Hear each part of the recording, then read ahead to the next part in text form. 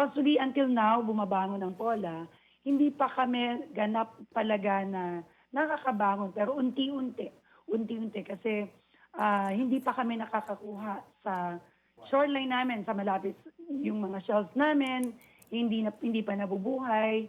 Sabi nila, it takes time, more or less 10 years bago maka-recover talaga totally recover yung aming dalampasigan.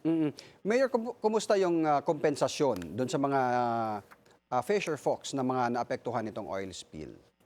Right now, yung ating mga yung ibang mga fisher folks hindi pa nakakakuha. Yung iba nakakuha na.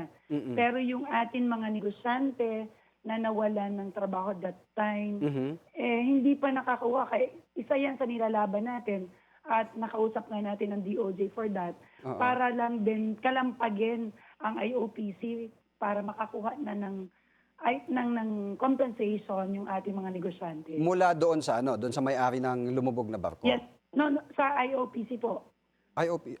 Okay. Yung sa may-ari ng barko, wala pa? Wala pang binibigay?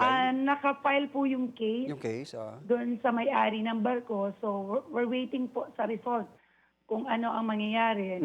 Kung magbabayad ba sila pagbabayari ng korte or mawawalang visa yung... So, ibig sabihin ongoing pa yung pagdinig sa kaso yes na ito? Po, ongoing po yung case. Opo, yes sir.